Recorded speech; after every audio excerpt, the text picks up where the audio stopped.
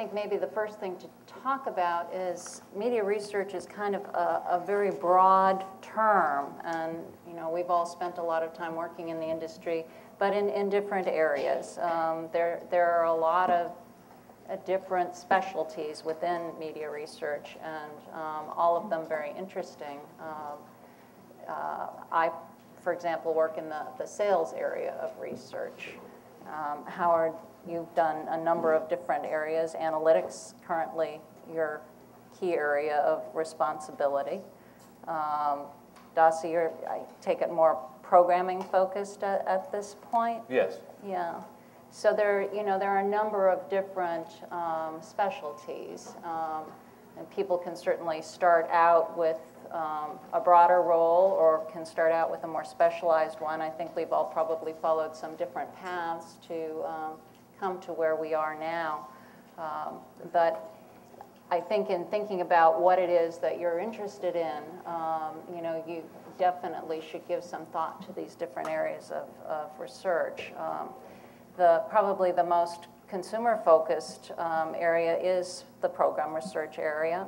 And Dossie, maybe you could tell us a little bit about how you reach out to understand what your viewers are really looking for, how you anticipate what they're looking for, just to give a sense of the group of what that specialty is about. Okay. Well, you heard Howard say that he was Chief Revenue Officer. We spend a lot of money buying Nielsen data and various other data that are out there measuring exactly that, and through all the various platforms, trying to get a handle on that. In fact, what is maybe most relevant to, as I gaze around the audience here, this particular generation, is that some colleagues of mine at Time Inc. actually were doing some research with consumers recently, and they published some of the findings, and I was talking with Barry Martin, I guess some of you guys know him, Betsy Frank, and it's all interconnected, the research world. And and they have been trying to better understand how social media is in fact impacting media consumption in the traditional sense, television or television on any platform, be it an iPad or a mobile phone, iPhone, whatever. And so they had these two cool sort of designations for the various, for what would mostly be, the generation of folks that were born always knowing, being hyper-connected, always, having a mobile device or a computer or some sort of online experience. And they call them digital natives.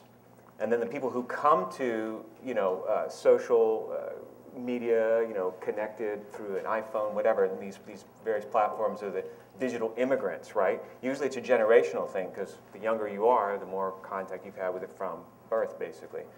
And so I thought that was really fascinating, because if you're indeed looking for a job, most of you in media research, as you've heard up here, you're right on the front lines as being the generation that is, born with this more or less and using this regularly. So, that's your best marketing, marketable skill actually when seeking out a job like that, is because you have firsthand knowledge of that. And as far as HBO goes, we're a subscription business, so what we want to do is retain our subscribers, and so if we can give them our content, which we hope they want to watch True Blood and Game of Thrones, we want them to be able to watch it on their terms, and so that's a big part of the equation, and that's really, it's not just reaching to a younger generation per se, it's reaching to a generation that in fact is embracing what we're talking about here about technology, and the research aspect of it is constantly sort of figuring out what that is, if that's sort of an answer to the question. Can I mention something about jobs? Sure. Yeah. So here's the deal. If you're in research now, this is like the golden era of research, okay? You guys are golden, because research has never been more highly regarded in this business. I mean, as you can see, I've done this for a very, very long time. And when I began, almost nobody, certainly creatives, would ever want to acknowledge getting research. Sometimes they wanted it slipped under the door in a brown paper envelope, but they would never acknowledge it. It's gotten to the point now where I have to tell my management things that research can't do, because they are so heavily reliant on at least understanding what the consumer thinks. If I could invent a great show or do things that would know whether a show is going to be successful, I'd be really rich, and I'm not. So the reality is it's very hard to do this stuff. But research is hugely valued. So, and to your point, it's very simple. There's two kinds of research. There's primary research where you talk to consumers, and then there's secondary research where you deal with databases like Nielsen's database or things like they're called MRI or Siemens, which are, kinds of, big databases of information.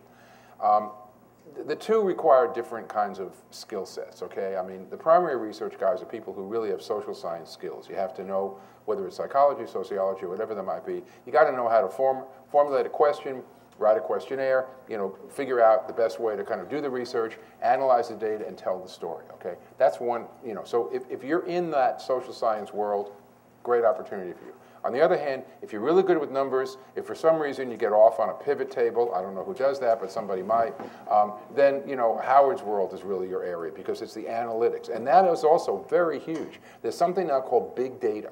Okay, and what that really is about, it's Google, think Google, okay? It's getting a huge amount of data and figuring out and using analytics and algorithms and all those kinds of things to sort of understand what's going on. And so all I'm saying is, I mean, you speak to a lot of, younger people who are looking for work, and most of them are gonna have a really hard time getting it. If you have the skill set and you're good at this stuff, trust me, it's a buyer's market. I mean, do you guys agree in terms of? I totally agree. I have an 18-year-old son that's going into college, and I said, and I told him, I go and get involved in the communications department and learn about, media and media studies. He's got it in his head. He wants to become a sports agent, so I'll just let him kind of figure it out. But it is, I would just tell, young folks getting involved and having a passion for this business. And it is. I think we're here and we've been doing this because we truly love what we do. It's something new every day. I learn something new every day. And what I would tell, everyone here, where the value is being able to be a storyteller with the data. Just being what I would say a data robot and just churning out tables, that's not where it is. That's where I started and I learned from that, and you still need to learn as that being your base. But those folks that can go out there and tell a story to people, still senior management, when you say rating and calculation, they kind of back off a little. But once you can kind of tell that story to them and in a way that lay people can understand, you really become an insider to the C-level folks over there. There isn't a week that goes by that the CEO of my company asks me questions about how certain programs are doing or how things going in regard to our strategy with digital, better understanding the VOD world, getting rankers on social media. Those are things that they want to understand better because this is a language that's being spoken now, to folks from ad sales, programming, marketing, and affiliate sales. So, the only thing that I would say is that's why I'm here. I love this business. And I want more quality people coming into this business. Again, supply and demand. We need good people.